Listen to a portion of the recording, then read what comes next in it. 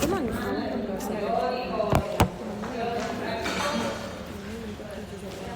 ¿sí? No, mucho no. ¿Venimos bien? Hace que no, ah, sí.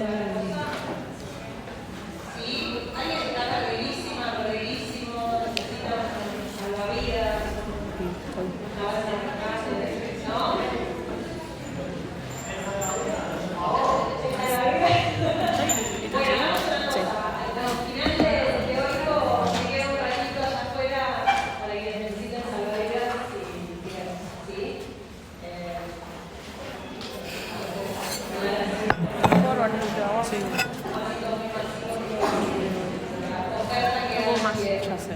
Vamos a empezar ahora entonces. No es necesario que levantes.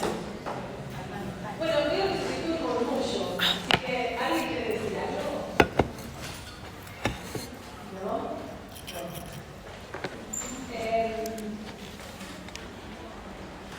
Hoy vamos a trabajar con un texto que coincide para teórico y para práctico, que es un capítulo de este libro, Las verdades evidentes de Michel Foucault, que nos va a permitir traducir algunas cuestiones que estuvimos viendo con respecto a la ideología, el funcionamiento del ideológico, a un campo que por ahí, una de esas, nos resulta más cercano, como es el campo del discurso, de la teoría del discurso.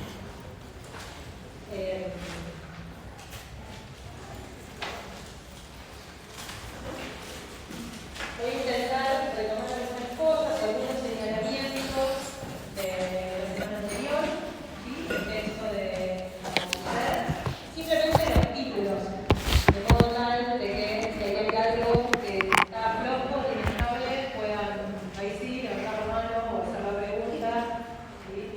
Como para que lo que avancemos hoy con relación al vínculo entre lo biológico y lo discursivo, bueno, esté más o menos fijo, ¿sí? Hablando sobre otro.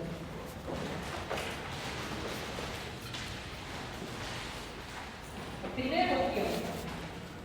Veíamos que Althusser retomaba de Marx una idea que es la ideología de la historia, que Marx es la ideología alemana, sobre todo, ya vamos a ver cómo tenemos el Capital, que allí no está así, la ideología alemana, esa idea suponía que la ideología no tiene historia propia, ¿no? Que su historia en realidad es la historia de las formaciones sociales, la historia de las sociedades, y que entonces eso suponía una cierta cuota de ilusión, de componente imaginario, que en algún sentido, en algunas expresiones de Marx, pareciera que eso se puede disipar con un buen conocimiento de lo que las cosas efectivamente son.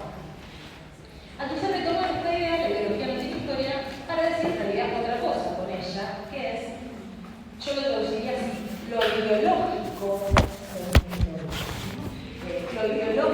es, dice, eterno como el inconsciente. Y ahí lo que decíamos es, bueno, lo que está queriendo plantear Althusser es que hay que pensar lo ideológico no como un conjunto de elementos ilusorios que de un modo u otro están destinados a desaparecer, sino como una suerte de estructura que interviene, que opera, que actúa en la historia y que merece ser pensada en su lógica específica. Del mismo modo, como hace Freud, cuando se toma en serio, por ejemplo, el funcionamiento de los sueños o de los actos fallidos, ¿no? Hay teorías anteriores que dicen, bueno, esa es una dimensión ilusoria, imaginaria, no consciente de la vida psíquica humana, no tiene sentido en sí misma. ¿Qué hace Freud? No, acá hay algo que está produciendo una parte del pensamiento humano, una parte de la psiquis humana que no responde a las reglas de la conciencia, pero que tiene unas reglas, que puede ser objeto de un estudio específico, ¿no? Y esa dimensión, bueno, esa interrogación de los sueños lo va a llevar a postular la categoría de inconsciente, ¿no? Una zona del pensamiento que opera sin ser inmediatamente registrada, inmediatamente visible para el propio pensamiento consciente. Una zona de desconocimiento del propio pensamiento, ¿no? Lo que pensamos sin saber qué pensamos. Entonces, ahí también hay una suerte de hipótesis, como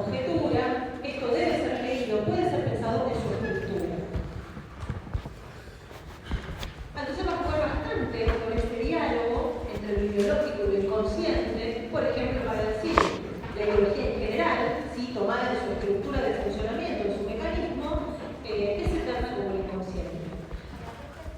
Bueno, chicos, 7 menos 5. ¿Sí? Porque lo que está suponiendo, lo vamos a ver un poco más adelante, es que hay un tipo de funcionamiento homólogo entre el estructura biológico y la estructura del inconsciente.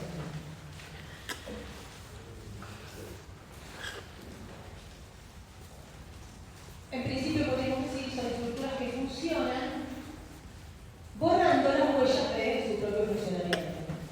Entonces, las podemos tomar, las podemos conocer por sus efectos. No las vemos directamente, sino que suponemos que existen, les otorgamos una existencia como estructuras porque nos permiten pensar la lógica y el ordenamiento de unos procesos que sí podemos tomar en consideración. Entonces son estructuras que actúan en sus efectos, las conocemos a partir de sus efectos.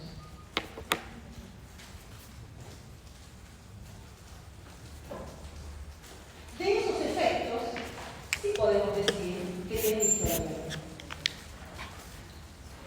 Y eso nos permitía entonces distinguir entre lo ideológico, como estructura, como mecanismo de funcionamiento, y las ideologías, las formaciones ideológicas particulares, específicas, que sí tienen un tiempo, un lugar específico, determinado, que existen en determinada formación social.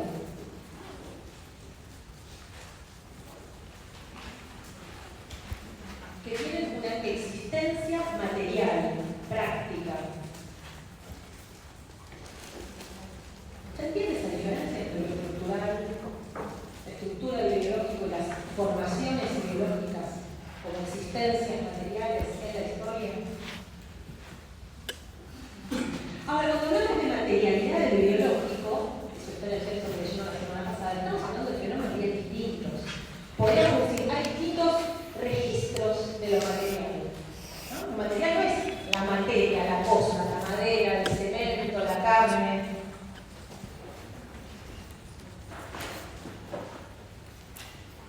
Lo material puede ser, como es por ejemplo para el marxismo, que es una teoría de la historia, las prácticas, las relaciones prácticas entre los seres o las formas de organización en una determinada sociedad. Porque tienen una existencia determinada, concreta.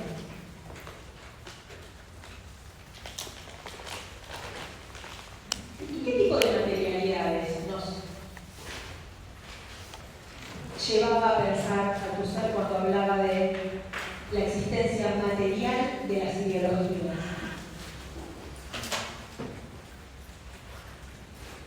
Hay una dimensión, ¿sí? Viene al principio de ese capítulo 12 sobre la reproducción, donde dice, bueno, las ideologías tienen una existencia material, tienen que ver con prácticas, no hablamos de ideas. Cuando hablamos de formaciones ideológicas hablamos de prácticas, prácticas insertas en rituales, rituales inscritos en instituciones. Bueno, y la cantidad de materialidades. La materialidad de la acción, la materialidad de las relaciones intervehiculares.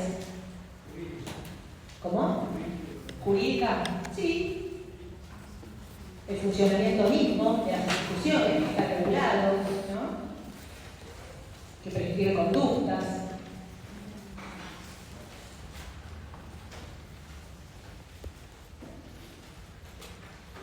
Con uno de los textitos de acercamiento al problema que tienen hoy, tienen esta semana, ¿sí? El de Groys, lo que se llama la religión de la era digital, no sé,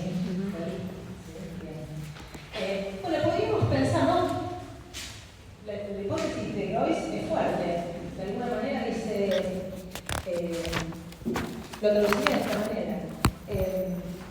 Hay algo de un funcionamiento religioso en las plataformas, ¿no? El modo como interactuamos con las plataformas se parece a la religión en su punto más austero, más crudo, que es el de la repetición del ritual. ¿Ustedes recuerdan? En ese capítulo que leyeron para la semana pasada, decía, ¿no? Siguiendo a Pascal, la religión no tiene que ver con un acto de fe que se tiene primero, una creencia que existe en alguna interioridad del sujeto y entonces por eso el sujeto asiste a, por ejemplo, un ritual religioso, una misa, o reza porque cree. Pascal dice, arrodíllate, mueve los labios en oración y creerás. ¿No? Hay algo de la repetición del ritual que es la existencia misma de la religión.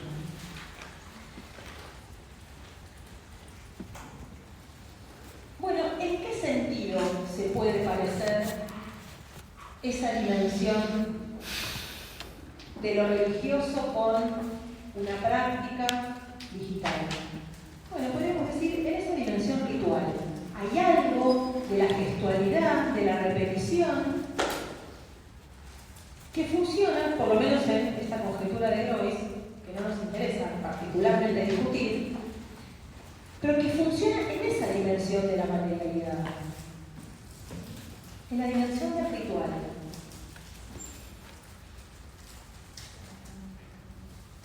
¿No les pasa cuando están con el teléfono y se les van los dedos?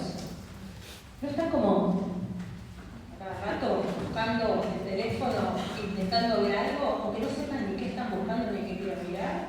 Esa es la repetición del ritual, ¿no? Hay algo que insiste, que se ritualiza y que existe en la propia práctica y que forma parte fundamental de su eficacia. No es cierto que agarro el teléfono porque quiero ver quién me mandó un mensaje. Agarro el teléfono y entonces veo que me mandó un mensaje. Pero esa es una dimensión material que es importante. Por supuesto no existe sola, ¿no? Nadie va a la iglesia solo a arrodillarse.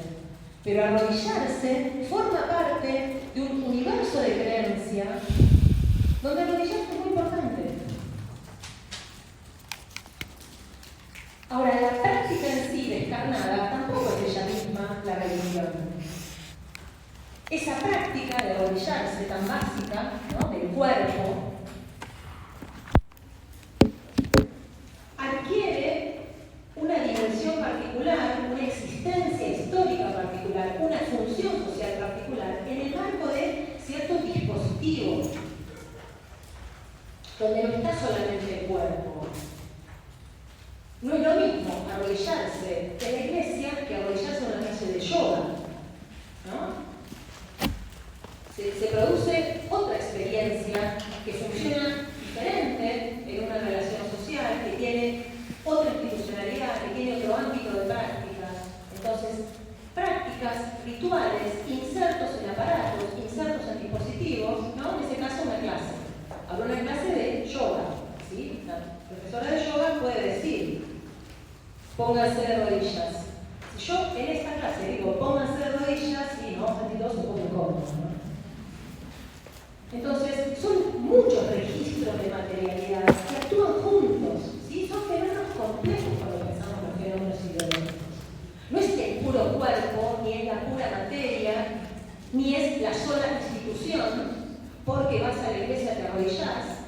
No, arrodillarse en la iglesia tiene un sentido, es una dimensión de la experiencia, tiene una organización semántica, nos lo explicamos de cierta manera, interviene en la vida social de cierta manera, ¿sí? ¿Me siguen? Si yo dijera me siguen, en otra escena podemos estar haciendo cuando va caliente. Bueno. Entonces, una dimensión material que es la del ritual, ¿no? La llamamos ritual, pero ritual es el nombre de ese nudo que conjunta prácticas y dispositivos, ¿no? Encuadres para esas prácticas, relaciones específicas, un lugar específico en una formación social. Hay otra dimensión de la materialidad de lo ideológico que veníamos trabajando sin llamarla de esa manera, pero que hoy podemos empezar a llamar como una materialidad discursiva. En todas esas escenas que estamos construyendo, ¿sí? Ejemplos que estamos dando, bueno, hay discursos.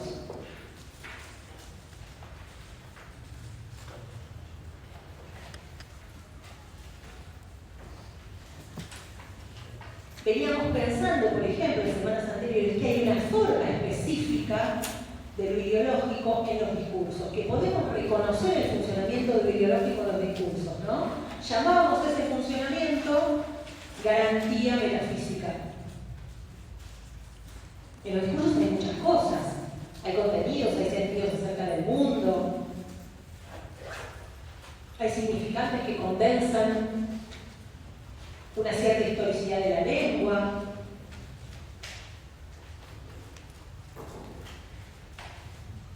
Pero también hay funcionamiento ideológico. Y en estos ejemplos que estamos viendo, en una clase de yoga, en una misa, también hay una dimensión de la materialidad que es discursiva.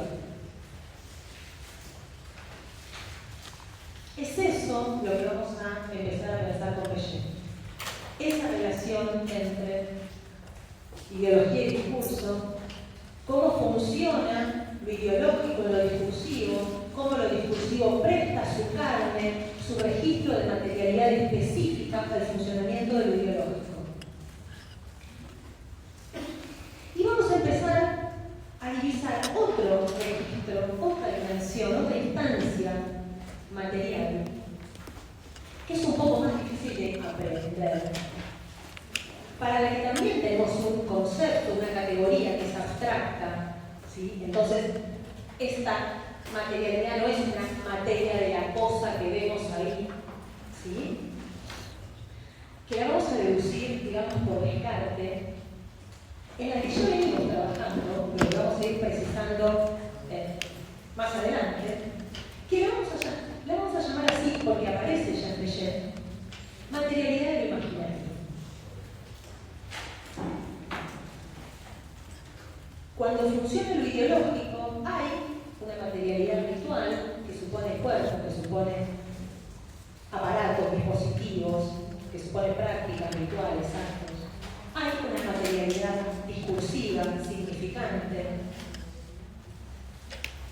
con sus elementos performativos, y hay una materialidad imaginaria que no es ni enteramente exterior como el ritual,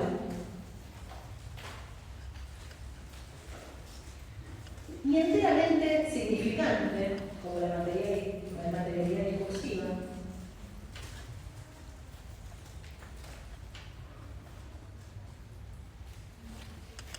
que nos permite pensar un espacio que podríamos llamar de lo experiencial, un borde que está un poco afuera y un poco adentro, ¿no? La experiencia, ¿qué es la experiencia? Una dimensión que tiene que ver entonces con lo experiencial, con lo afectivo, con lo inconsciente, sin lo cual nuestra teoría de lo ideológico queda un poco trunca, ¿no? Si reducimos lo ideológico a lo enteramente ritual, una máquina puramente exterior, o si reducimos lo ideológico a lo puramente simbólico, una máquina simbólica, no terminamos de entender por qué creemos. No terminamos de entender cómo funciona esa dimensión tan fuerte, afectiva, inconsciente, que atraviesa la experiencia, que es lo ideológico. Y que entonces nos permite pensar una espacialidad particular, una espacialidad de frontera entre el afuera y el adentro, ni afuera ni adentro, como los fantasmas, ¿no? Los fantasmas están en nuestra cabeza, pero si los vemos afuera, tienen una contundencia importante. Y que también tiene una temporalidad particular, que no es la temporalidad reiterativa del ritual, que no es la temporalidad procesual de los discursos, que supone una temporalidad retroactiva. Déjenlo anotado por ahí, lo vamos a ver más adelante, ¿sí? Pero nos quedan ordenadas esas tres instancias que juegan juntas, pero que no son lo mismo.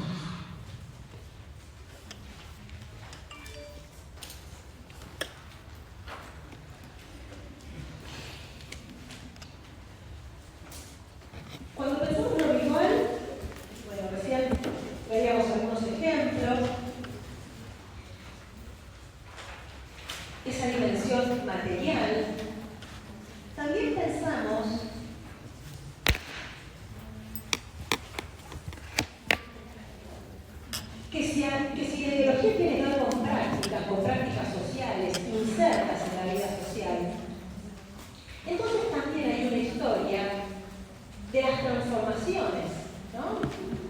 Yo decía, las formaciones ideológicas tienen una historia. Eso quiere decir que una ideología no empieza un día, ¿no? De un día para el otro, sino que es un proceso de transformación de prácticas, de rituales, de instituciones que ya estaban.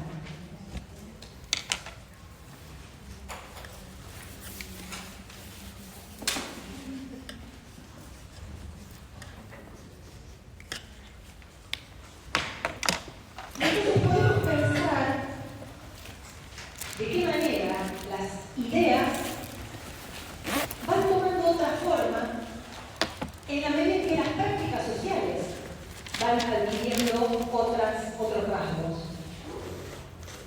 Por ejemplo, cuando leíamos uno de los capítulos del libro Las palabras en las cosas, de Rodríguez, él decía, hay una transformación en ese proceso que es de esta manera que llamamos devenir informacional de nuestra cultura, hay una transformación de la idea de trabajo, ¿no? Cuando hoy nos enfrentamos, por ejemplo, a la existencia de un dispositivo como la inteligencia artificial, o cuando leemos en alguna nota de algún portal que la industria textil hace telas con bacterias, que las bacterias producen material textil, ¿sí? Una celulosa, que no sé qué. Bueno, la idea misma del trabajo ya no es la misma, ¿no? Podríamos decir, hay toda una formación ideológica con respecto a qué cosa es el trabajo, que ya no es la misma que hace un siglo. Porque hace un siglo el trabajo era casi la esencia de lo humano. La idea de praxis definía el ser de lo humano, y ahora resulta que las bacterias trabajan y que las máquinas trabajan, ¿no? En un sentido de un trabajo inteligente, ¿no? Entonces, la idea de trabajo existe de un modo distinto en nuevas configuraciones materiales. Del mismo modo que la distinción entre el trabajo y la vida, porque si las bacterias trabajan, ya no tenemos esa división típicamente moderna del sujeto y el objeto, ¿no? El hombre que transforma la naturaleza. Ahora resulta que la naturaleza se puede transformar a sí misma y producir cosas, ¿no? Y cosas industriales. Entonces esa distinción, la idea misma del trabajo, de la producción como transformación de la naturaleza, la distinción entre naturaleza y cultura, son transformaciones en el universo de lo que, en términos de sentido común, podríamos llamar ideas, ¿sí? Nosotros llamaríamos formaciones ideológicas que son diferentes, ¿no? Que se han transformado porque se transforman las prácticas sociales, la forma de producir, las dimensiones tecnológicas de esa producción. Eso que se entiende por cuerpo, ¿no? O eso que se entiende por cultura, por naturaleza, por vida, por trabajo. Eso es la existencia práctica y material en una de sus dimensiones. Su dimensión práctica, su dimensión ritual, sus aparatos.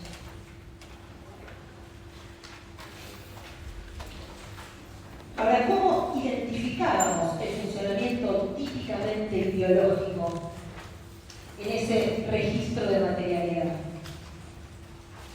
Bueno, lo identificábamos con el funcionamiento de eso que empezamos a llamar interpelación.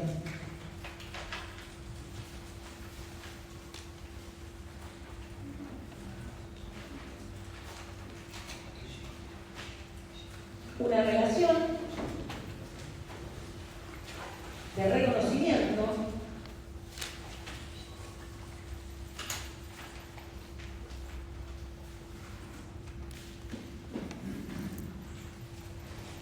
que supone desconocimiento.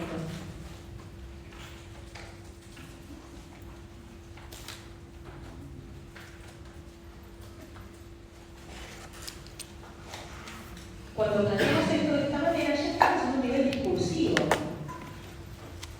Funcionamiento discursivo en lo biológico circunscribe, veníamos diciendo semanas anteriores, un círculo de garantía o una garantía metafísica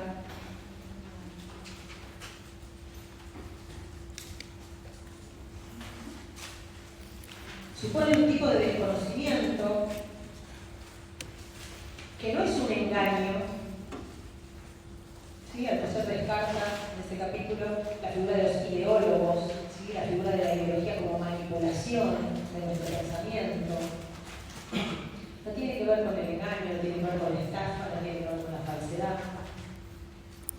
Y tampoco tiene que ver con un modo de entender la alienación, como falsa conciencia, como servidumbre voluntaria, como el mecanismo mediante el cual un sujeto no se gobierna a sí mismo, no es dueño de sus ideas.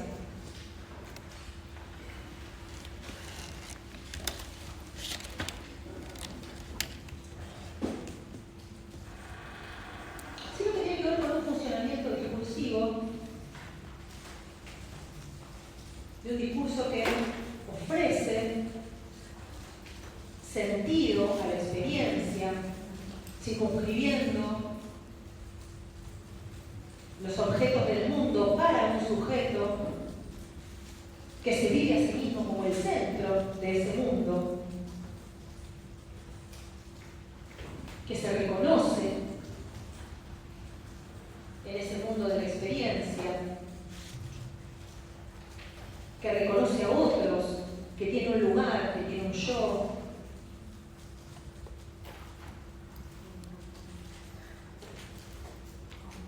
Que le permite pensarse como semejante y a la vez como absolutamente singular,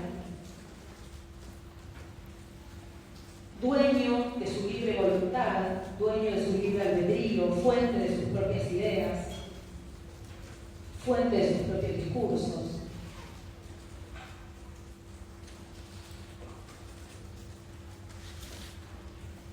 Un sujeto que habla del mundo, dice de ese mundo lo que es, basándose en la autonomía de su conciencia,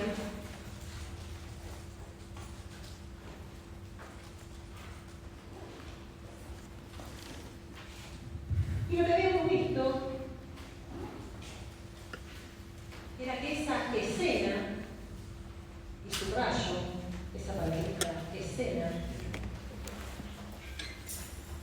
suponía un espacio circular y un tiempo también circular que se apoyaba en una tautología. ¿Cuál era esa tautología? Que para que esa escena funcione en sí, el sujeto tiene que ser causa de sí mismo.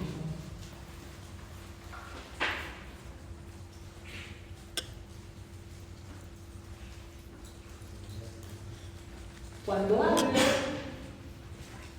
realmente experimento que el lenguaje me pertenece,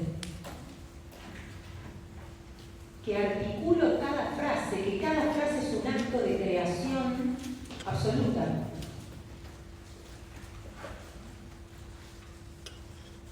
Cuando experimento que cada frase es un acto de creación absoluta y que el lenguaje me pertenece,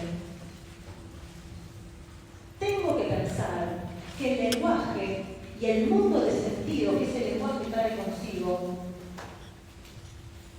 llegaron junto conmigo.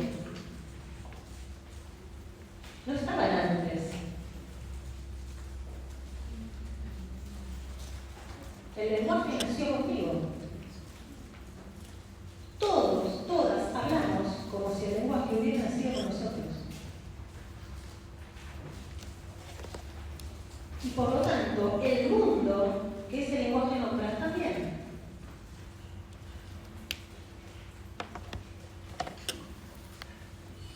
A esa experiencia del mundo nació conmigo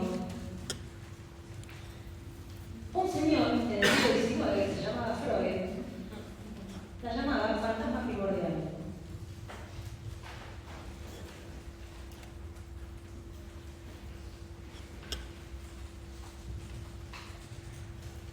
La incapacidad que tenemos en nuestra experiencia práctica de imaginar un mundo sin nuestra existencia.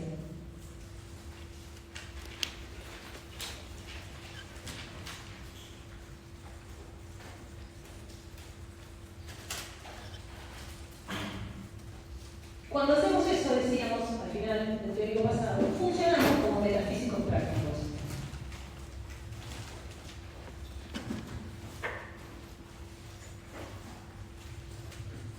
Estamos sentados en el lugar de Dios.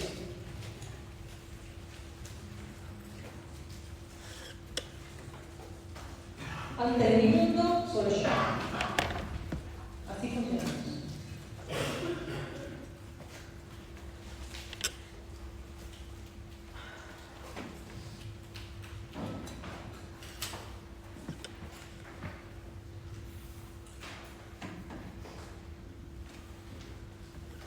Hay una relación entre ese funcionamiento tautológico, el sujeto causa de sí mismo, y la experiencia que tenemos en nuestra propia identidad.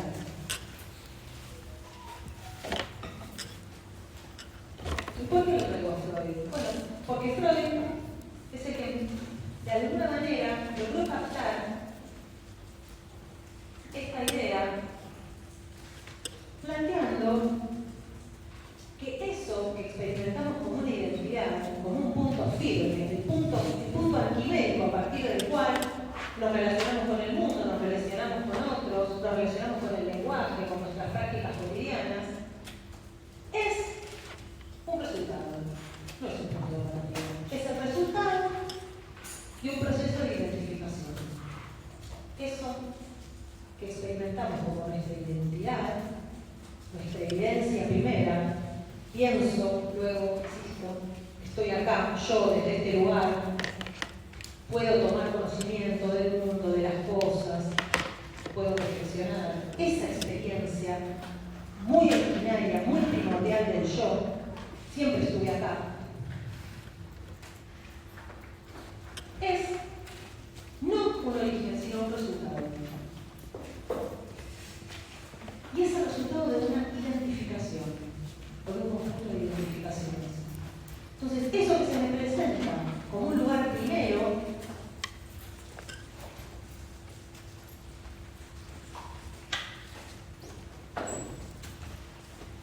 es en realidad de orden segundo o de orden tercero, porque necesita para existir de una relación con otros, de una relación con una exterioridad, con una alteridad, con una cosa que no soy yo.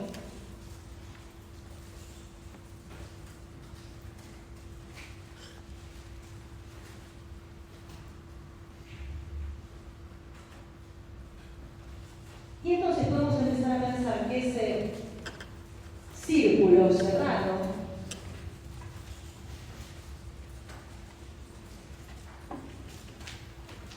al que le hacíamos muchas flechitas la semana pasada para señalar que supone determinaciones externas,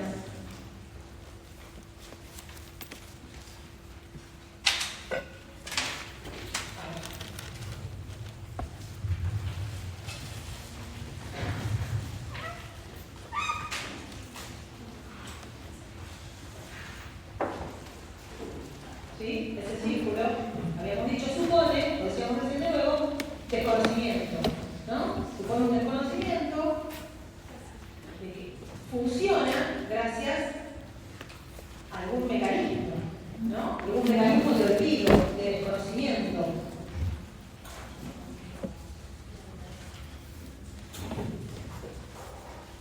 Podríamos decir, hay algo de esa interrupción, de ese espacio del mundo circular, de la experiencia, autocentrado, que tiene que ver con lo que tiene que ver no solamente con lo que cuando pensábamos el funcionamiento metafísico de la filosofía, decíamos, bueno, la filosofía olvida que tiene una historia, tiene determinaciones materiales, históricas, que estructuralmente olvida o que estructuralmente desconoce para funcionar como un mundo de sentido, ¿verdad? Bueno, en el caso de el metafísico práctico, que es todo yo, hay otra dimensión del olvido que tiene que ver con esto que estamos planteando, que tiene que ver con su propio descentramiento.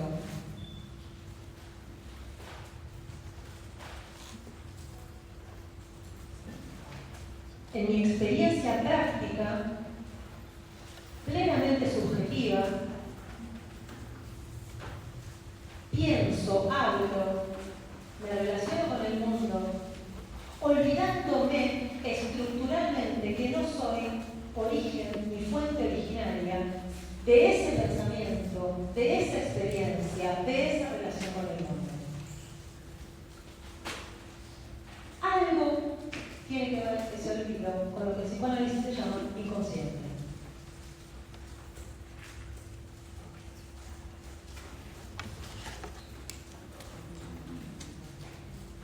No hace falta que entendamos todo hoy, pero lo que sí podemos empezar a pensar es que esa estructura que tienen los discursos que llamábamos círculo de garantía, que hace que esos discursos tengan un sentido, se ofrezcan a la experiencia, dotando al mundo de un sentido, esa misma estructura la podemos reconocer en el funcionamiento psíquico del sujeto.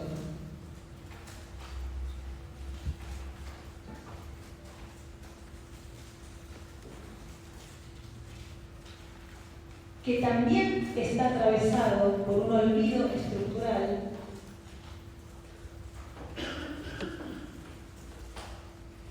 de aquello que determina su pensamiento a espaldas de su pensamiento mismo. Una zona que pensamos sin saber que la pensamos.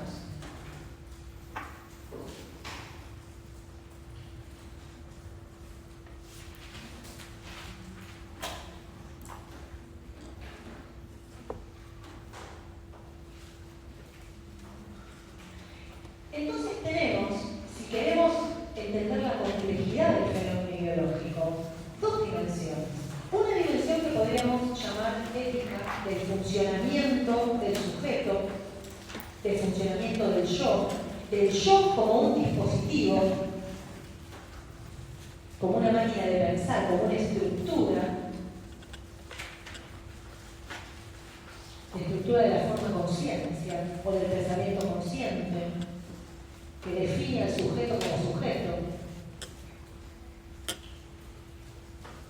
que existe en nuestro pensamiento práctico, cotidiano, nuestra forma de estar en el mundo, de pensar nuestra relación con los otros.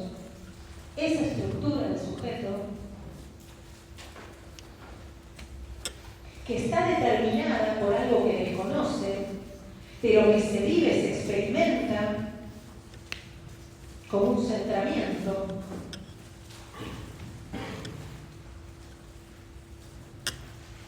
como el imperio dentro de un imperio, decíamos, como un pequeño Dios en la tierra, que está en el mundo antes que el mundo mismo. Esa dimensión es una de las dimensiones del ideológico, llamémosla, no aparece así en los textos, ¿sí? Estoy agregando yo, pero para ordenar el problema, ética.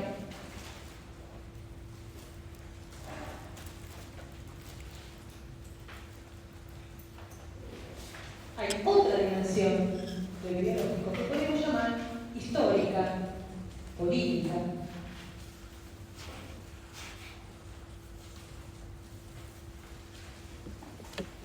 que aparecía en textos anteriores, por ejemplo, con la idea de filosofía de la resignación.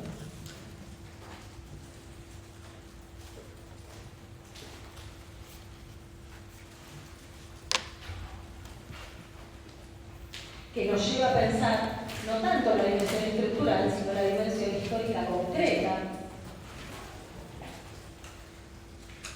de una ideología que nosotros llamamos ideología primaria, una formación ideológica, pero una formación ideológica que atraviesa la experiencia del hombre moderno, en tanto que hombre moderno, que venimos llamando humanismo. Y que no es cualquier formación ideológica, sino que es una formación ideológica estructurante de la sociedad moderna, capitalista, que se piensa a sí misma como una sociedad de individuos libres, de libre voluntad, responsables, como sujetos de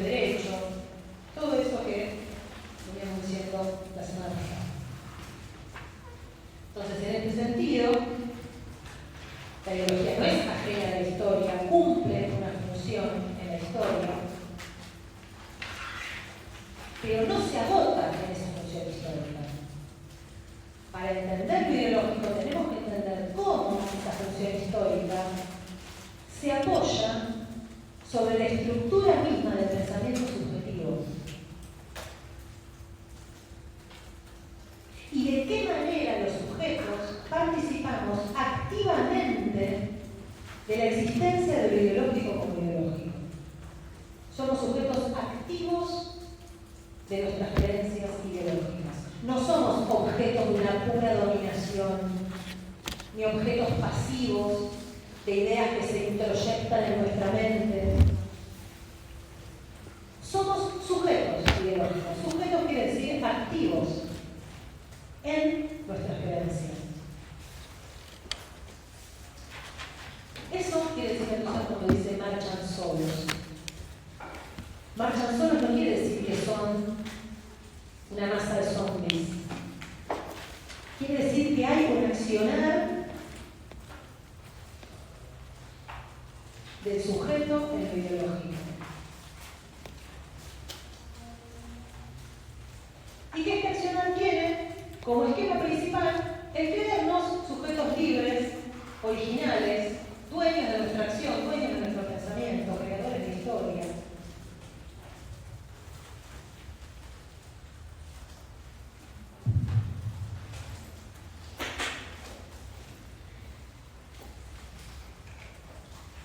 Para entender por qué esa experiencia de sujetos libres, autónomos,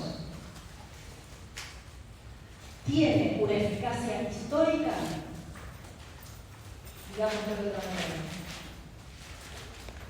para entender los efectos políticos del funcionamiento ideológico de distintas ideologías. Por ejemplo, de una ideología muy importante como es la ideología humanista. Bueno, tenemos que tener una teoría de la sociedad. Tenemos que tener una teoría que nos permita pensar cómo, dónde, a qué nivel de la organización social funciona lo ideológico. ¿Qué tipo de incidencia histórica, qué tipo de existencia histórica en las relaciones sociales tiene lo ideológico?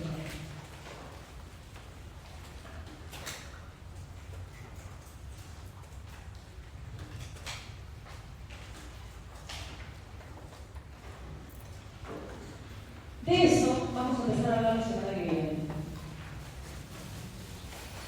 ¿Por qué, dice Husserl, que la ideología tiene que ver con el problema de la reproducción de las relaciones sociales?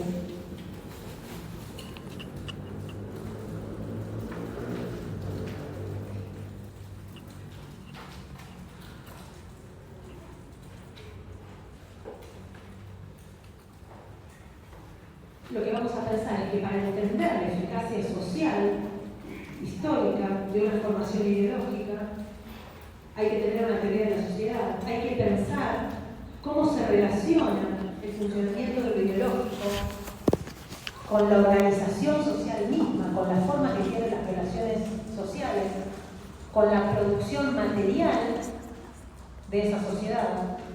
Y para eso vamos a necesitar una teoría del modo de reproducción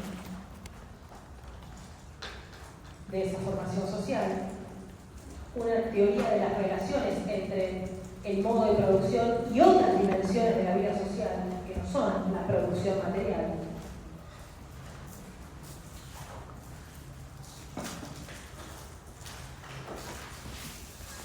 En el caso de la teoría marxista clásica, eso se ordena con un esquema que se suele llamar las relaciones entre infraestructura y superestructura. La anatomía de una formación social es el modo de producción, cómo se organiza esa sociedad para existir materialmente. Y todo lo que no es esa anatomía lo podemos llamar superestructura. Sus relaciones jurídicas, sus relaciones políticas, sus relaciones ideológicas, sus aspectos culturales.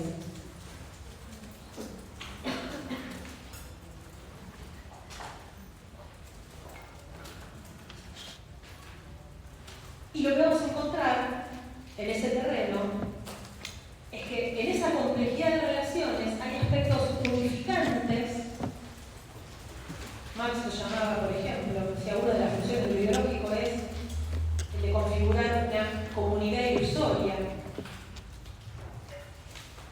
La definición misma de la religión, decíamos, es esa, religar, un efecto de comunidad o de totalización, de universalización, un todos que se construye en la experiencia de la cultura, por ejemplo. Pero también elementos particularizantes,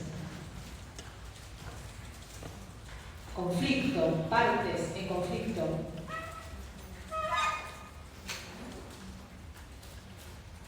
Cuando queremos pensar, entonces, una sociedad determinada, que llamamos formación social, encontramos esa tensión entre un efecto de sociedad, un todo social, y contradicciones o conflictos que dividen ese todo.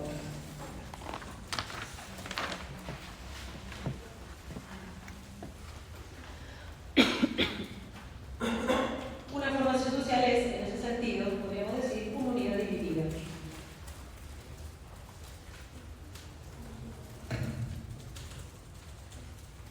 Y por eso va a insistir Althusser en el otro apartadito que incorporábamos la semana pasada, sobre el que vamos a volver la semana que viene, que llamaba las notas sobre los aparatos ideológicos de Estado, para pensar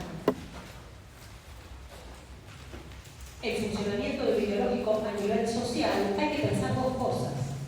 Hay que pensar, por un lado, la fuerza unificante de una ideología particular, que podemos llamar ideología dominante.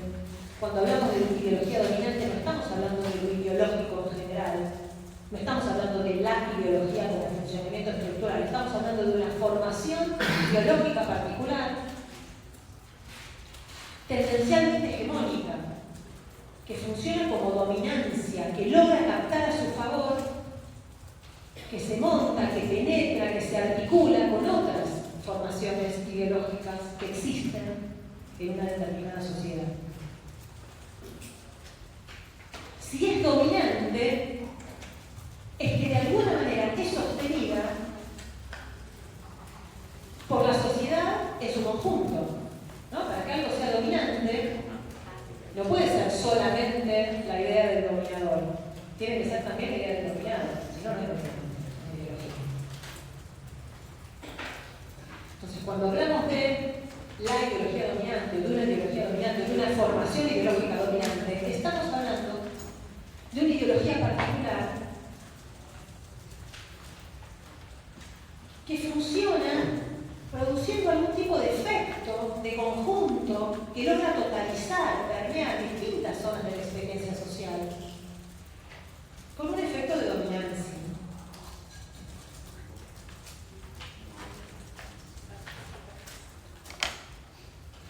Ahora, si es dominante, no es total. No es la ideología de esa sociedad.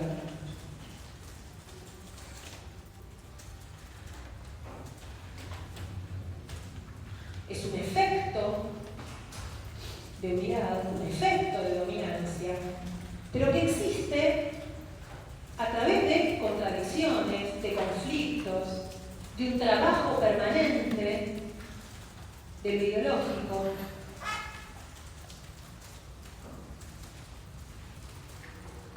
Es dominante, pero en una sociedad que está atravesada por el conflicto.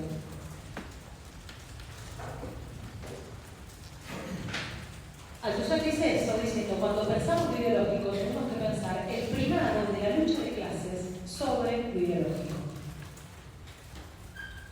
Hablar de ideología no es hablar de dominación como un poder total, central, que capta las mentes individuales.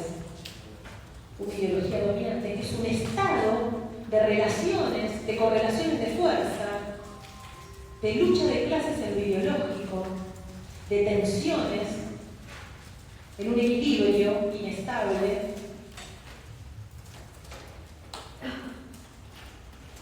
Y entonces toda formación ideológica particular, por más dominante que sea, produce permanentemente un trabajo doble. Un trabajo que es su relación, su articulación, sus relaciones de jerarquía con otras formaciones ideológicas.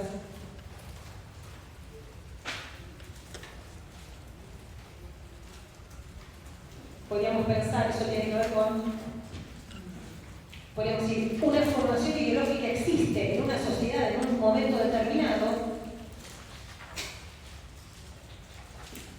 en una suerte de equilibrio interideológico, con otras formaciones ideológicas.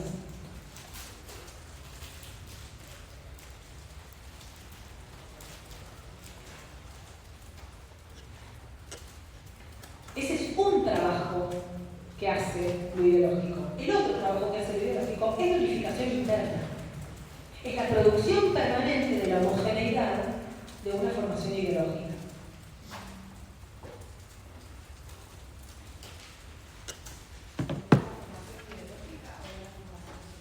Ideológica. Entonces, hay relaciones interideológicas y relaciones interideológicas de las formaciones ideológicas.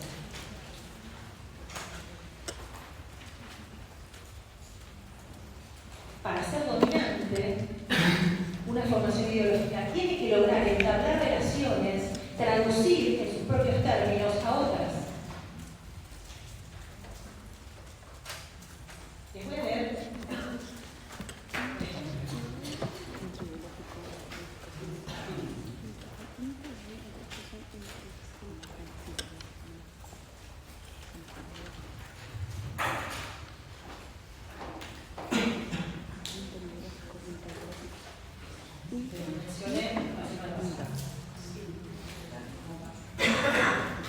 El portal de una fundación que se llama INECO,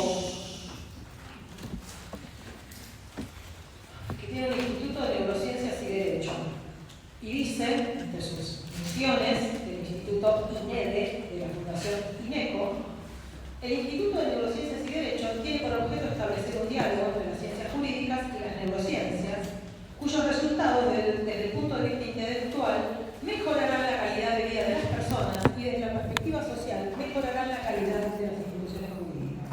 Muy bien, ¿no? Y sigue así. El cerebro es la estructura más compleja del universo y el derecho es el instrumento más complejo de las relaciones sociales. Las neurociencias se ocupan de analizar cómo está organizado estructural y funcionalmente el cerebro. Las ciencias jurídicas se dedican a examinar cómo funciona la organización normativa de la sociedad. Esa suerte de cerebro social. Repito. Si yo encuentro esta frase, ¿no? Las ciencias jurídicas se dedican a examinar cómo funciona la organización normativa de la sociedad, ¿no? Las ciencias jurídicas se ocupan de la organización normativa de la sociedad. ¿Cómo? Esa suerte de cerebro social.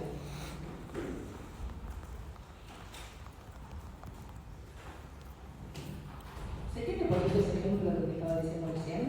¿De qué manera una formación ideológica toma a otras, se relaciona con ellas y entabla relaciones de traducción, de absorción, se monta sobre ellas? ¿Qué es una operación de homologación entre la estructura normativa de una sociedad y el cerebro? ¿Eso fue así siempre? La definición de derecho como derecho natural en el siglo XIX tenía como ejemplo paradigmático el funcionamiento neuronal del cerebro.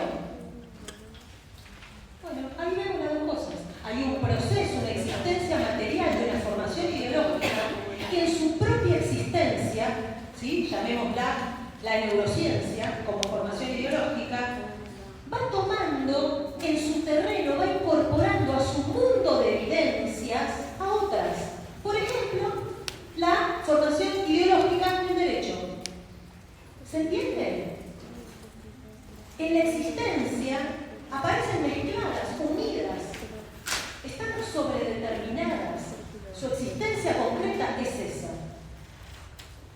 Pero esa existencia concreta puede ser pensada no solamente en la medida en que produce un efecto de sentido, el derecho funciona como un cerebro, claro, sino que también puede ser interrogada genealógicamente, el proceso mediante el cual esas formaciones ideológicas se articularon, ¿no? Eso es lo que, por ejemplo,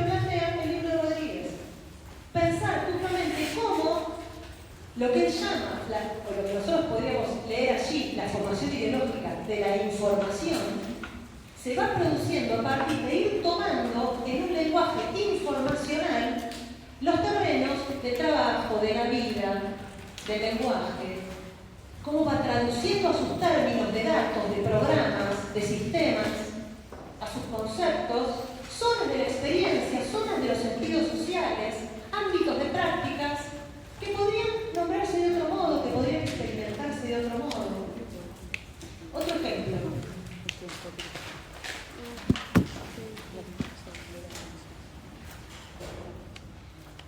Terapéutico, en este caso, no jurídico.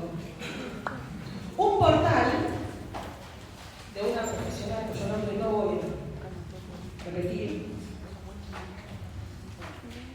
ofrece consultas terapéuticas en una técnica que seguramente conocerán, o la que habrán escuchado hablar, que se llama terapia de biodecodificación. Y dice lo siguiente: juntos podremos indagar sobre tus conflictos y encontrar el origen de aquellos síntomas físicos, emocionales o de comportamiento que afectan tu bienestar integral, dejando atrás las creencias limitantes que los programan. ¿Sí? Hay algo del orden de la programación, entonces esos sentimientos, esos elementos, los motivos por los cuales no alcanzas el éxito, pueden ser resueltos reprogramando tu bienestar. ¿Sí? ¿Se entiende? ¿Se entiende? ¿No? ¿Alguien lo entiende?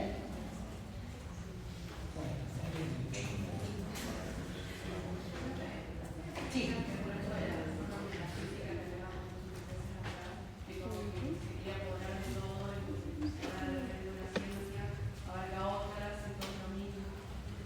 Sí, es la misma estructura del pensamiento, por eso yo decía un poco a lo bestia, funcionamos como metafísicos prácticos.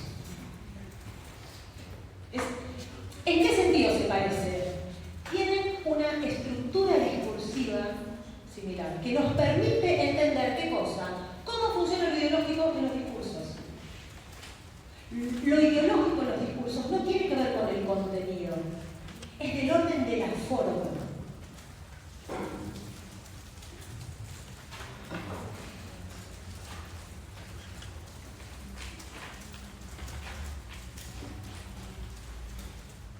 Por eso hablamos de materialidad discursiva.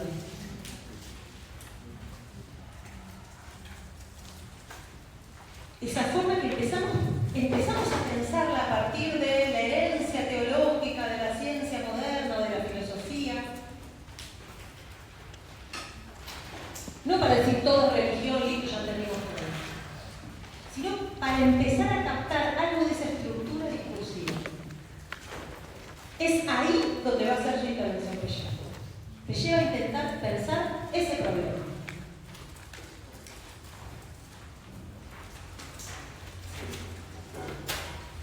Básicamente al discurso como un problema.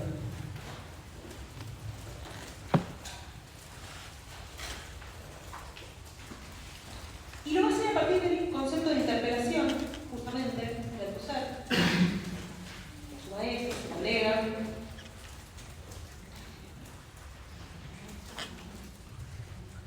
Partiendo de dos supuestos que funcionan en los discursos y que permiten pensar el funcionamiento de lo ideológico en los discursos. Dos supuestos que para Pellejo son centrales del funcionamiento de los discursos y que nos llevará a pensarlos como construcciones imaginarias. ¿Qué dos supuestos? El referente y la enunciación.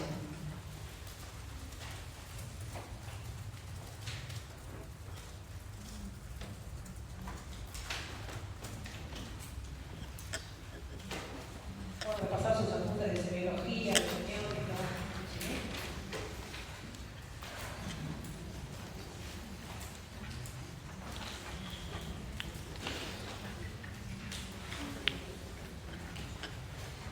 Piaget se va a proponer una teoría materialista del discurso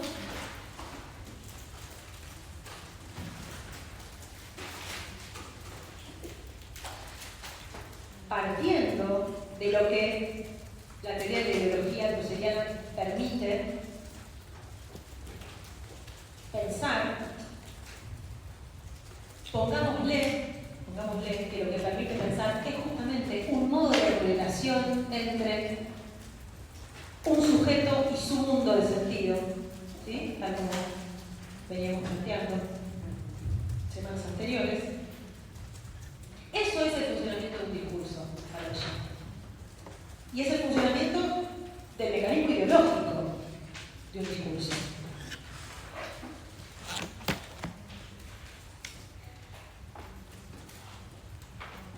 En los capítulos anteriores del libro, usted tiene el capítulo número 3, Piaget va a polarizar con gran parte del campo de la filosofía del lenguaje, que de un modo u otro restituye una cierta idea de referente o una cierta idea de sujeto, incluso cuando se desentiende de ellos, ¿no? Por ejemplo,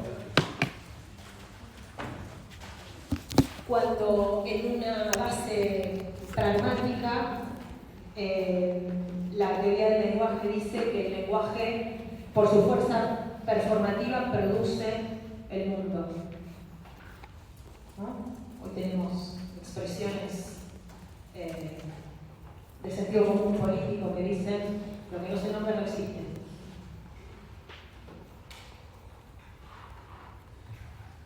O tenemos expresiones de sentido común académico que dicen que el sujeto es un constructo, una construcción del discurso. Esas formas sofisticadas son también para Piaget formas de supervivencia, de imaginaria del sujeto como un sujeto autónomo libre que enuncia discursos, ¿sí? Una teoría de la enunciación. Cuando la teoría de los discursos, o cuando la teoría de la filosofía del lenguaje dice, bueno, no, lo que tenemos que hacer es un análisis inmanente de los textos, poner en suspenso el problema de si existe o no existe un mundo material, social afuera del texto. Bueno, de alguna manera deja sobrevivir la idea de que el mundo es algo que existe afuera del texto.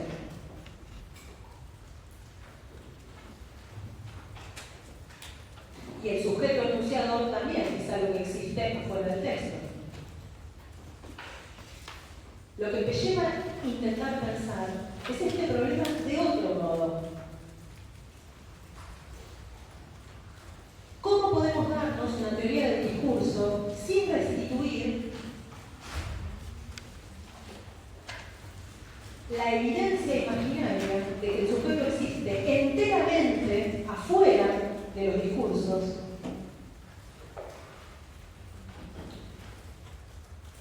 De que el mundo existe enteramente afuera de los discursos,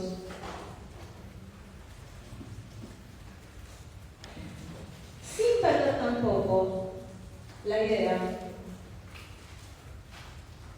de que hay algo de la experiencia subjetiva que no es enteramente discursivo, que no se reduce ni se explica por el discurso.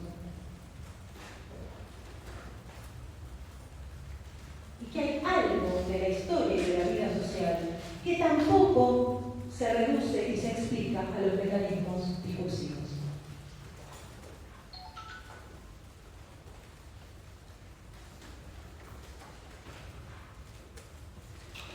Y va a partir, entonces, para plantear este problema,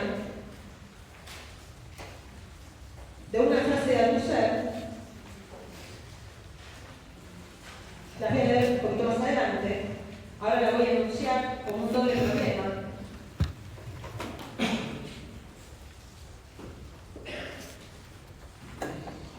Lo vamos a decir de esta manera.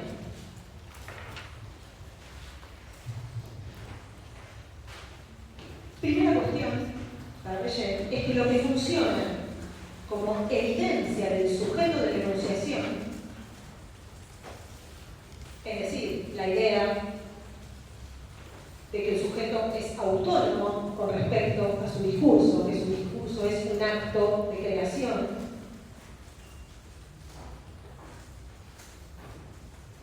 Lo que funciona como esa evidencia del sujeto de la enunciación. Y lo que funciona como evidencia del sentido, es decir, que el lenguaje representa al mundo, que sería el referente del discurso. Esas dos evidencias son dos configuraciones que dan cuenta de la dimensión imaginaria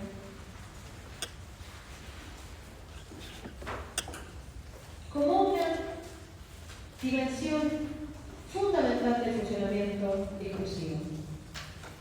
En los discursos, entonces, podríamos decir que funciona la escena. Todo discurso escenifica imaginariamente, produce una imagen, ¿sí? Por eso digo una escena.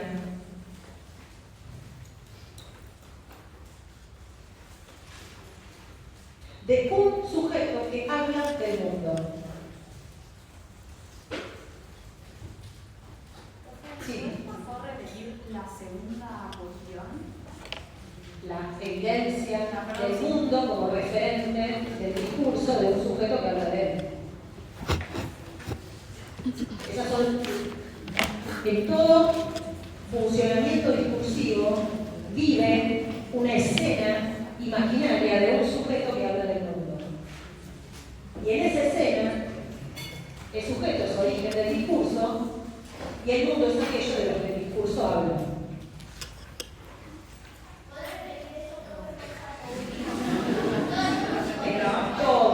En todo funcionamiento discursivo se sostiene una escena en la que un sujeto habla del mundo mediante un discurso. ¿No? Es tan sencillo y tan básico que parece difícil. Porque lo que estamos haciendo es, de alguna manera, interrogar esa evidencia. Digámoslo así, lo que Breyer llama teoría materialista del discurso es decir, uy, hay un problema acá. Nuestro objeto de estudio es cómo se produce esta escena. Cómo se da este funcionamiento discursivo mediante el cual escenificamos un sujeto hablando del mundo. Una teoría, entonces, segunda cuestión, una teoría materialista del discurso es aquella que será como tarea principal el análisis de los procesos discursivos, es decir, la identificación de los mecanismos mediante los cuales la producción de significación requiere y moviliza estas dos evidencias. El análisis del discurso no dice, el sujeto es una construcción del discurso, la realidad social es un constructo discursivo. No dice eso. Al análisis materialista del discurso no le alcanza con decir hay un efecto sujeto en el discurso. No le alcanza con decir estos objetos, yo los digo como objetos del mundo, pero son objetos del discurso. No ese es el problema. El problema es pensar cómo que exista la evidencia de un sujeto que es fuente del discurso y que exista un mundo que aparece como referente de ese discurso, cómo eso es el mecanismo del discurso mismo. De qué manera esas configuraciones que aparecen como evidencias, como condiciones de posibilidad de la existencia de los discursos mismos, existen en los discursos, cómo permiten entender el mecanismo de producción de significación en los discursos. Una pregunta. Sí. Esta vuelta no es un poco tautológica también. ¿Qué cosa? Que el discurso, el discurso construye a su propio sujeto y a su propio referente. Sí. Podríamos decir que para que llegue el análisis materialista es cómo en todo discurso funciona de modo práctico un círculo metafísico. Esa tautología de que los sujetos no son sí mismos. ¿Es un poco como la teoría de los mundos de Eco? Estudio para la próxima. ¿Cómo? No tengo ni idea de qué.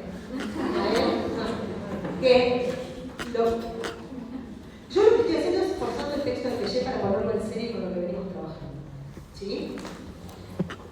Sí, pero yo eso está queriendo hacer una explicación. Más fuerte y más lento. Si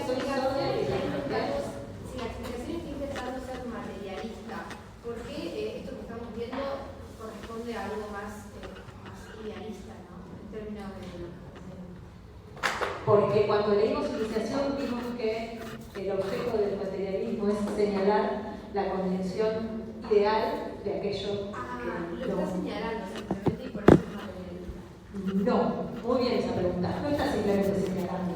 El gesto materialista son dos cosas. Es señalar que eso que se experimenta como una cosa, como algo concreto, es una construcción ideal, pero además hacer una teoría de cómo funciona. Por eso yo decía que para Piaget, la teoría materialista del discurso no es simplemente decir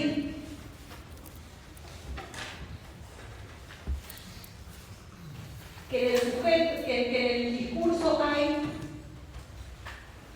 una construcción ideológica. No es simplemente decir, bueno, no, esto es ideológico. Es explicar cómo eso funciona y entender cómo la existencia de esa construcción imaginaria hace funcionar el discurso. Es el mecanismo de funcionamiento del discurso mismo.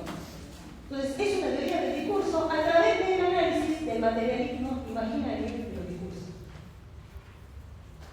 ¿Sí? Habíamos dicho, pensamos en el fenómeno de lo ideológico. Decimos que la ideología es ritual, hay instituciones. Ahora, ¿cómo sabemos que es ideología? Bueno, tenemos que cambiar de nivel y pensar que hay un funcionamiento, una forma de discurso, que es esta tautología, ¿no? Bueno, ¿cómo funciona esa tautología? ¿Cómo sabemos que esos discursos tienen esa forma ideológica? Saltamos a otro nivel. Hay otra materialidad de lo imaginario, que es el modo como funciona la relación del sujeto con el mundo en los discursos. Como experiencia imaginaria. ¿Sí? Como escenificación, como una escena que se construye, como una imagen, como un teatro, como una escena teatral que existe, que hace funcionar los discursos como discursos. Pero, perdón, eso tiene que ver con lo que los ejemplos se dicen de la forma. O sea, que claro, prevalece en esa escena la forma de cómo se llama el escenario. Sí, exacto, la forma del escenario, la forma del escenario. De hecho, para Piaget, lo interesante del concepto de interpelación de Althusser dice es que permite pensar el teatro de la conciencia desde el fuera del escena, desde su detrás de escena. La interpelación, no eso cuando veíamos a Althusser, es esa escena donde dice la ideología funciona diciéndole al sujeto, usted oiga, muestre su credencial del sujeto, muéstreme que es un ser de este mundo, que tiene su lugar, que reconoce a otro. Todo ese funcionamiento es una escena. El ejemplo que da Althusser es una escena. No piensen como un guión, es un guión. El guión es una escena. Literalmente lo estoy diciendo. ¿Sí? Ese pequeño guión funciona tácitamente, es el mecanismo de funcionamiento de lo ideológico. A eso llamamos interpelación. Esa interpelación, ese guión básico ideológico, hace funcionar al mecanismo discursivo. ¿De qué manera? Bueno, cuando producimos discursos, ponemos en acción una escena mediante la cual un protagonista, un actor central, el sujeto enunciador, habla del mundo. Esa es la escena. El protagonista principal es el yo y el mundo es lo que se dispone a su alrededor, acerca de lo que yo hablo mediante el discurso. Esa es la escena. Una escena imaginaria.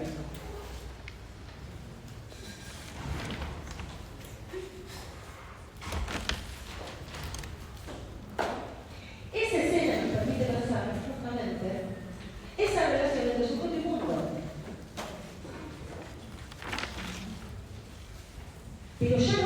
frontera tan clara entre dónde termina el sujeto y dónde empieza el mundo.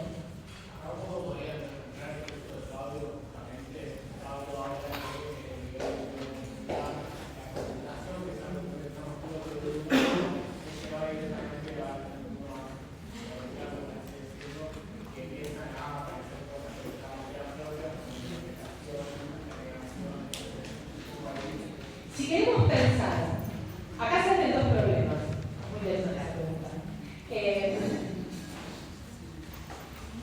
Por un lado podemos pensar ese mecanismo como un discurso, como una formación discursiva, como una formación ideológica, ¿no? El concepto de molécula ahora se utiliza para entender un montón de interacciones, de relaciones, de elementos básicos, incluso de materialidades no naturales, no biológicas, ¿no? Entonces ahí vemos un funcionamiento metafísico, no existe formación ideológica. Pero también hay otra cosa que en el libro de Manolo es, de Pablo, una hipótesis que él trae, una conjetura que él trae, que es que en ese tipo de discursos la escenificación ya no tiene tan claramente como sujeto de la escena al tipo de sujeto que tenía el humanismo, ¿no? Ahí dice un poco, bueno, desaparece el hombre como el ser protagonista principal de ese mundo de sentido. Y ahí tiran otras figuras de sujeto, ¿no? Por ejemplo, el sujeto máquina, sujeto del cálculo, ¿no? Claro, si el mundo es un mundo de datos, de algoritmos, de cifras, bueno, el sujeto es una máquina, no es un humano. Entonces aparece toda esta pregunta por el poshumanismo, las ciencias poshumanas, ¿no? Es interesante esa conjetura. Yo creo que hasta ahí llegamos, en el sentido de, yo la pondré entre signos de pregunta, ¿no? La pregunta sería, ¿sigue siendo hoy el humanismo el guión fundamental de los discursos ideológicos? Es una pregunta, ¿no? En términos de contenido, parecería que no. En términos de forma, el Big Data no se comporta como un super, ultra humano. Big Data, por ejemplo, ¿no? Una máquina que piensa, ¿no? También es un signo de pregunta. Entonces, ahí podríamos decir, bueno, hay toda una... Ya estamos en el plano del análisis de la coyuntura, ¿sí? Donde son todas conjeturas. Y esto queda abierto para el trabajo que ustedes quieran hacer en esta materia, o más adelante. La pregunta sería, ¿seguimos estando en el humanismo? ¿Sigue siendo el humanismo la formación ideológica fundamental de nuestra organización social? ¿O no? ¿O el humanismo está agujereado, está roto, funciona bien y mal? Hay zonas de la vida social donde funciona y zonas donde no.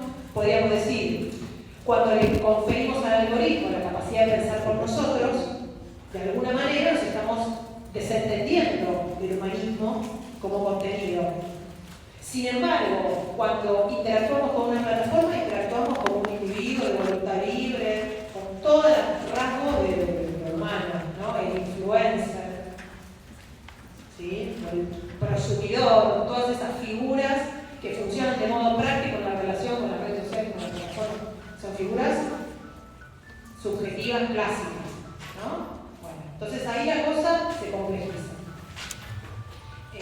Yo soy más de la idea de que estamos en un ultrahumanismo, más que un poshumanismo, ¿no? Ahí eso que plantea Rosy Gaidotti al final del capítulo 8, donde dice, bueno, ya no estamos más en la disputa humanismo-antihumanismo, estamos en las ciencias poshumanas.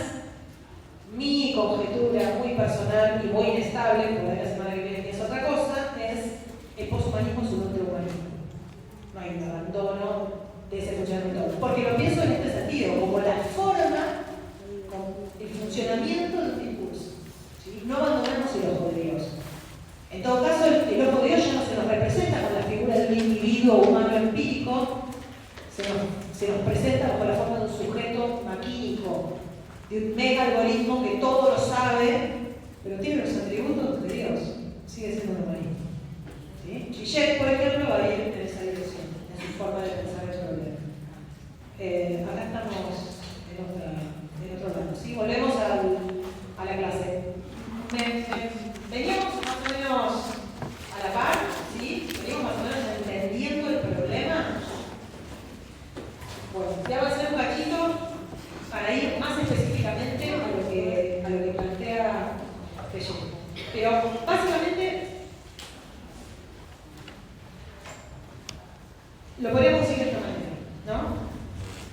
Es necesario pensar de qué modo en el funcionamiento discursivo mismo se produce la representación del sujeto en el discurso, ¿no? Como efecto sujeto de ese discurso, ¿no? La evidencia del sujeto como fuente de enunciación. Eso se produce en el funcionamiento del discurso mismo.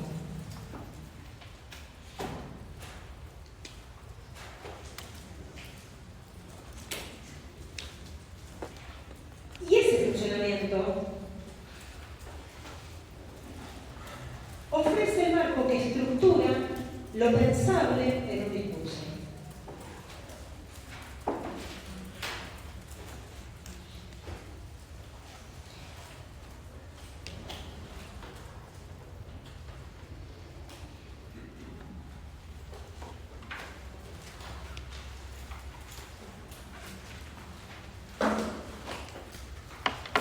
Entonces, ¿de qué manera existe lo subjetivo en un discurso, lo ideológico en un discurso, lo ideológico como interpelación, es decir, como estructura de subjetivación, de producción de efectos sujetos?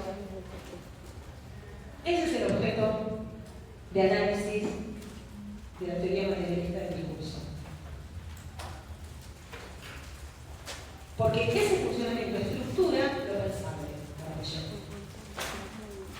En el marco de cierto universo de significación que es el que existe en ese discurso.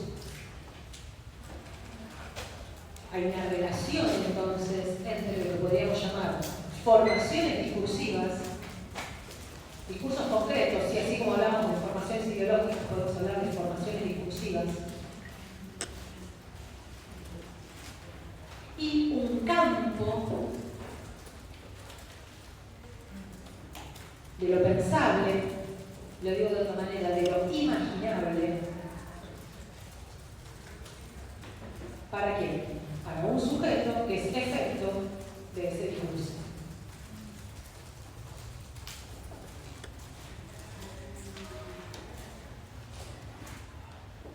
Una formación discursiva entonces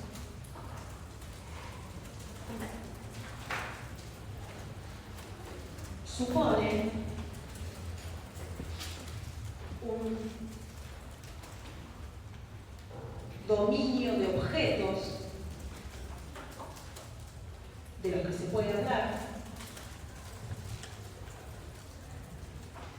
que organiza el mundo de sentido de ese discurso.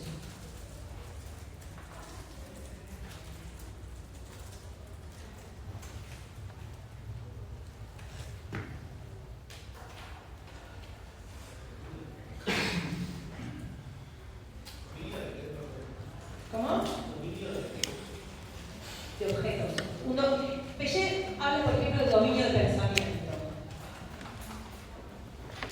Cuando yo leía recién los ejemplos, por ejemplo, lo que veíamos, neurociencias y derecho, ¿no? Son, en un sentido, dos dominios de pensamiento. De hecho, traje esa pieza textual porque eso está explicitado, ¿no? Porque con esa explicitación se ve el proceso de articulación que junta dos dominios de objetos distintos, dos campos de pensamiento distintos. ¿Cuál? El derecho y la neurociencia, ¿no? Y lo que tenemos es un nuevo dominio de objetos. El derecho que funciona con las reglas de la neurociencia. Entonces, si yo hubiera traído solamente la frase que decía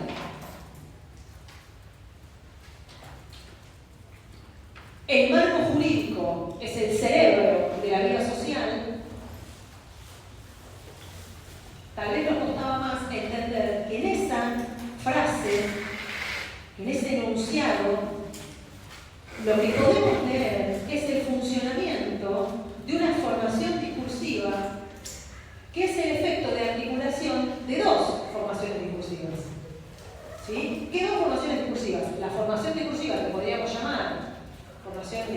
del derecho, del funcionamiento jurídico, el discurso jurídico, la ideología jurídica que funciona en los discursos jurídicos, como leer. ¿Y qué otro? Bueno, la formación discursiva de la neurociencia, de la salud, de la ciencia de la salud, de la ciencia del cerebro, de la ciencia de las neuronas, de la neurología. Lo que vemos en una frase es la condensación de esos dos campos de sentido, de esos dos dominios de pensamiento. Si encontramos esa articulación funcionando, repetida, en distintos textos, en distintos fragmentos discursivos, bueno, podemos conjeturar que estamos frente a una nueva formación discursiva. No sé, la podríamos llamar neurojurídica.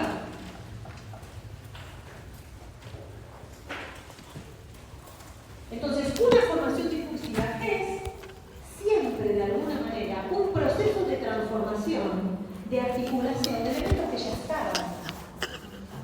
Para que exista nuestra nueva formación discursiva, que llamamos neurojurídica,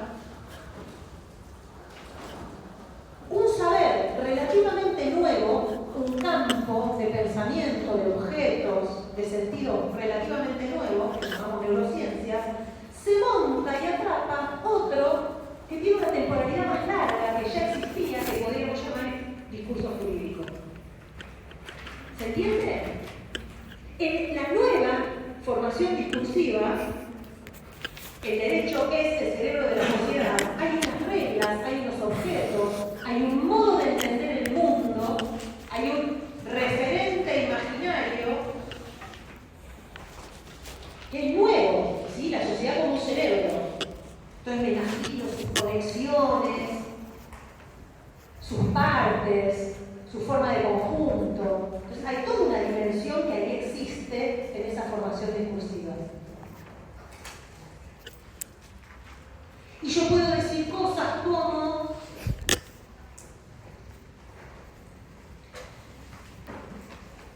que se puede explicar la criminalidad por una neurodivergencia, ¿no? Si yo me sitúo en la formación discursiva de la ideología jurídica clásica, neurodivergencia no es ninguna cosa, ni quiere decir nada, no explica nada y a nadie le importa. Porque en esa formación discursiva lo que importa es un sujeto normal, ¿sí? Todo lo que no es sujeto responsable y normal está afuera del derecho, no existe para ese mundo, no tiene existencia en esa formación discursiva. ¿Se entiende? No vale decir, maté porque estoy loco, maté porque no entiendo, maté porque tengo un síndrome de coso. No funciona. Tal vez en una formación discursiva neurojurídica eso quiere decir algo, eso tiene un sentido, es un objeto de ese mundo. Entonces ahí estamos viendo dos cosas. Una foto, ¿sí? Le sacamos una foto a la formación discursiva neurojurídica y decimos, acá aparecen sentidos que son efecto, articulación, composición de elementos, ¿no? Podemos describir cómo, por ejemplo, esa formación discursiva supone relaciones de combinación y jerarquía entre dominios de pensamiento que son otros. Entonces, no se basta a sí misma, no tiene sentido por sí misma. Cuando la analizo, descubro relaciones interdiscursivas, relaciones que tiene con otras formaciones.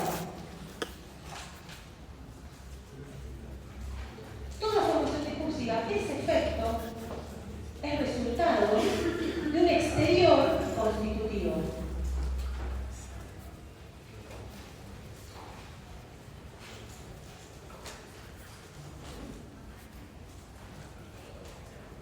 Podemos tomar una foto entonces y ver cómo está compuesta, ver cuáles son esas relaciones. También podríamos hacer la historia de esos componentes y decir, esto que acá se junta, como mundo del derecho y mundo jurídico, ¿por qué yo lo separo? Si acá está junto, hace sentido todo junto. Y bueno, porque reconstruyo la historia genealógica de esa formación discursiva y digo, bueno, acá hay una temporalidad discursiva muy larga, ¿sí? De biología jurídica, que tiene, no sé, 2 siglos, 3 siglos, y hay una temporalidad de una genealogía más corta, la ciencia, la neurociencia, la ciencia de la salud, la ciencia del cerebro. ¿Se entiende? Son 2 movimientos de análisis, una foto y una genealogía, una reconstrucción de la historicidad de esos componentes, que me permiten justamente reconocerlos como componentes heterogéneos que van a estar juntos. Esto para entender que toda formación discursiva es procesual. Los discursos son, las formaciones discursivas son procesos de transformación de discursos que estaban antes.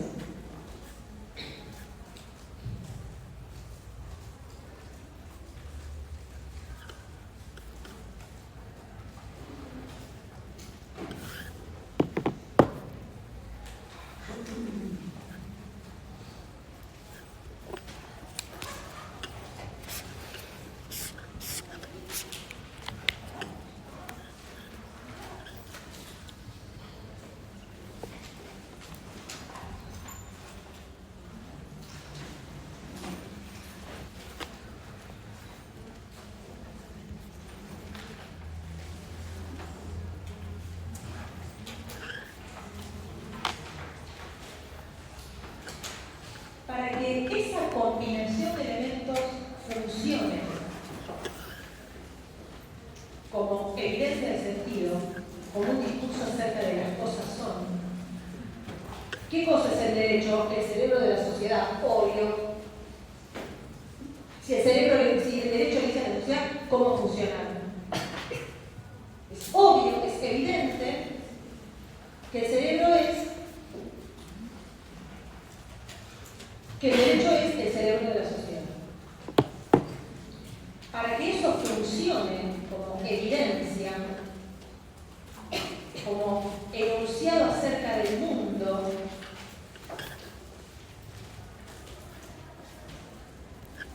el discurso borra las huellas del proceso de articulación.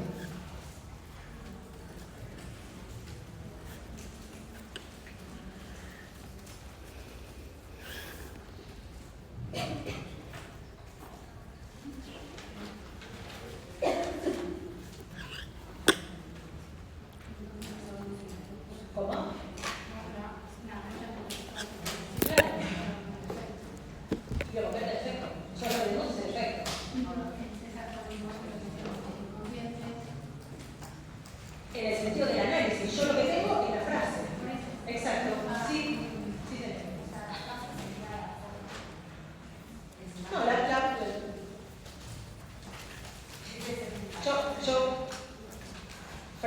foto y genealogía es el movimiento de análisis. Yo puedo analizarlo diciendo, acá hay 2 cosas juntas, no sería porque están juntas, ¿no? Y también puedo pensar, porque yo puedo identificar que son 2 cosas que no tendrían que estar juntas.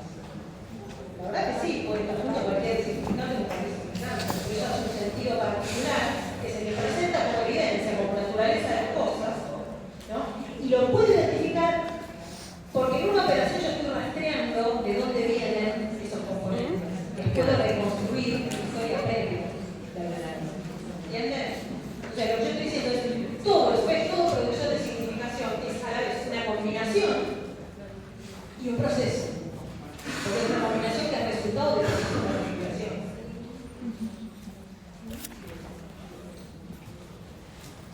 Para entender esto que plantea Frege, su modo también de leer su funcionamiento de ideología dominante, que tiene que ver con procesos de traducción, procesos de composición de elementos heterogéneos que funcionan en los discursos. A partir, por ejemplo, de formas de decir. Me tengo que reprogramar mi bienestar, tengo que resetear mi mente. Tenés que saber venderte. Tenés una amistad con derechos. cuando nos preocupamos por el humor de los mercados. En todas esas expresiones podemos reconstruir procesos de articulación de dominios de pensamiento heterogéneos. El humor de los mercados, ¿no? Hay toda una teoría de los mercados que es la econometría, que es una lógica racional, es más, que la economía ni siquiera tiene nada que ver con las ciencias sociales. Pero resulta que llega un momento que se da la verdad que es el humor de los mercados. Tienen humor, tienen psicología, tienen incertidumbre, hay que cuidarlos, mimarlos, ¿no? Momento ideológico de la ciencia económica neoclásica. Como se queda sin explicación, llega la psicología. Entonces, lo que nos permite pensar Piaget es que podemos abusar la mirada para encontrar esos momentos de chispazo ideológico del funcionamiento discursivo. Pero que todas las formaciones discursivas funcionan de esa manera. Porque los discursos no son unidades que flotan en el aire, son procesos de transformación, de articulación. A eso llamamos formaciones discursivas. El tema es que el mecanismo que clausura ese mundo como un punto de evidencias, como la evidencia del sentido, para que funcione como un sentido transparente, que habla del mundo directamente, que dice lo que las cosas son, se monta sobre otro olvido. ¿Qué olvido? El olvido de que el sujeto no es el origen de su decir. Hay una relación necesaria de requerimiento mutuo entre ese funcionamiento estructural de la transparencia del mundo, de la evidencia del sentido en los discursos y la evidencia del sujeto. Del sujeto como un punto de enunciación anterior a los discursos, que es fuente de sentido.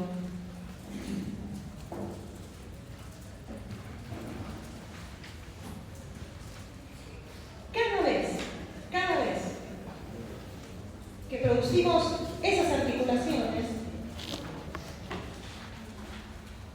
que hablamos de capitalizar las experiencias, o que decimos cosas como yo soy pobre porque los políticos roban, ¿no? Una inferencia, una causalidad, o el problema de la delincuencia en la educación, la crisis de valores, o cuando decimos que la economía del país es como la de una casa, no hay que gastar más de lo que entra, ¿no? Esas construcciones hipotético-deductivas funcionan articulando cosas que vienen de lugares distintos, pero que funcionan como si fuera obvio. Es obvio que todo el mundo sabe que un país funciona como una casa, ¿no? ¿Dónde vemos la fuerza? ¿Cuál es la mayor fuerza ideológica de esa expresión? La fuerza imaginaria. Nos imaginamos al país como una casa, ¿no? Entonces hay una dimensión del efecto de creencia, del efecto ideológico, que tiene mucho que ver con el modo como funciona esa combinación de elementos. Para que esa causalidad que funciona en ese discurso sea evidente, tiene que haber una participación activa del sujeto del discurso.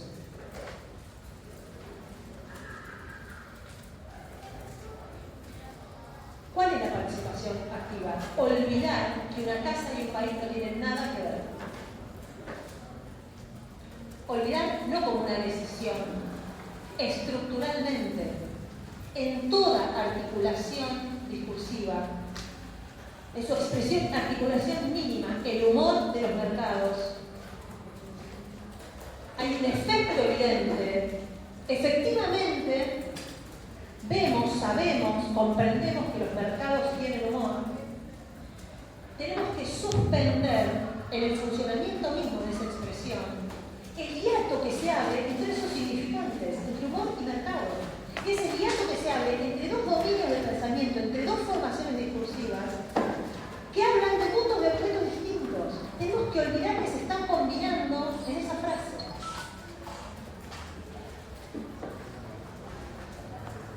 por qué olvidamos eso? ¿De qué modo olvidamos eso? ¿Por qué decimos que no es un problema de contenido? Porque así funciona el discurso siempre.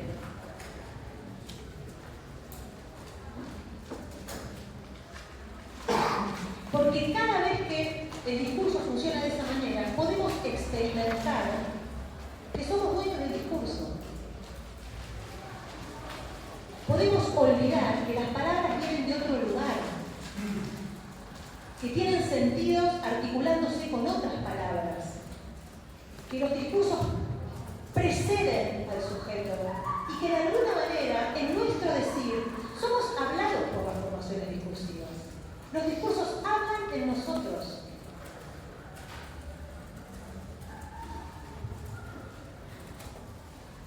Ese funcionamiento estructural que produce la significación en los discursos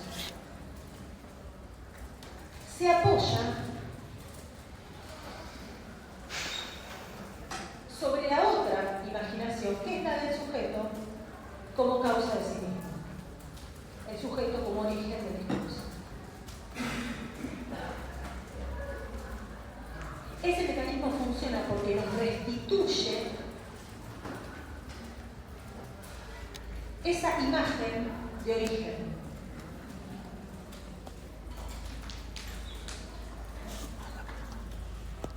Ese sujeto imaginario es sostenido en ese procedimiento discursivo, donde el discurso funciona por concatenación, por paráfrasis, produciendo metáforas o deslizando el sentido de un significante a otro. En la sintaxis misma, en el orden formal de la articulación del lenguaje, la sintaxis, donde un significante se articula con otro, humor de los mercados, capitalizar experiencias, autovalorizarse. En esa concatenación mínima podemos ver ese doble funcionamiento. La evidencia del mundo, que ahí hay una cosa que es obvio que es así, y de eso estoy hablando, que existe antes del discurso, que está allá afuera, que es de lo que el discurso habla, funciona a la vez que funciona la ilusión, la imagen, de que yo existo antes de ese discurso, sé lo que quiero decir, quiero hablar de ese mundo que está allá afuera. Entonces, esas dos evidencias, que son para leyendo a tu ser, las evidencias primeras, que yo soy yo, y que mi lenguaje obviamente habla del mundo, ¿sí? Que ella llama la evidencia del sujeto y la evidencia del sentido, son el mecanismo de funcionamiento básico de los discursos. Y de alguna manera todo discurso funciona de esa manera. Toda enunciación de una verdad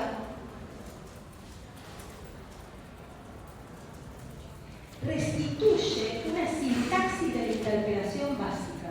¿Cuál es la sintaxis de la interpelación básica para Piaget? Bueno, podríamos decir la sintaxis religiosa o la sintaxis policial o jurídica. Dice Althusser, que habla a todos hablándole a cada uno. Cuando decimos algo como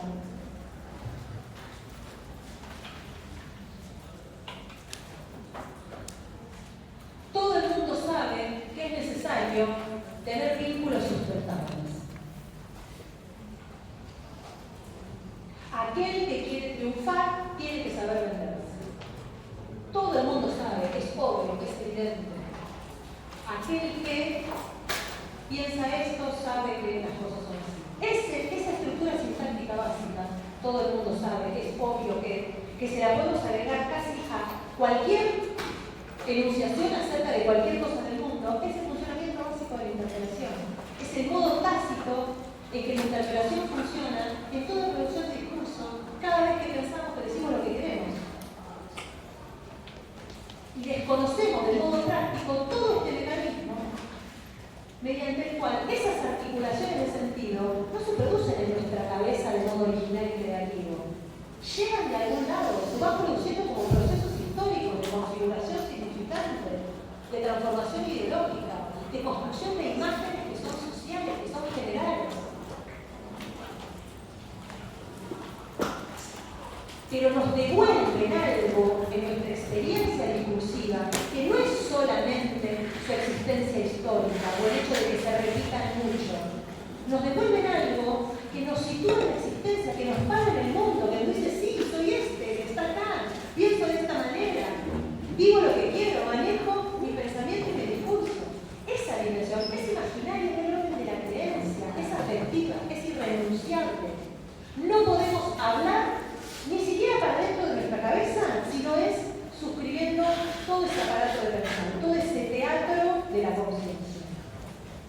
Por eso hablamos de una materialidad de lo imaginario. Es más que discursivo, no es solamente que un significante se articula con otro significante y produce un efecto de significación.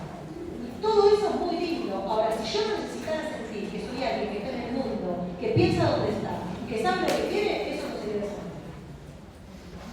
Hay algo más que tiene que ver con el orden de la creencia. Hay una cuotita, llamémosla imaginaria, hay una cuotita de fe. De que lo que yo digo va a ser comprendido, de que tiene un sentido, de que la otra persona es otro yo, que somos semejantes, que nos podemos relacionar con las cosas de la misma manera. Hay una dimensión de fe, hay una dimensión religiosa. Cuando hablamos de ideología, claro, por supuesto que es una escenificación. Claro, es una escena. La comunicación es una escena, donde cada uno funciona como un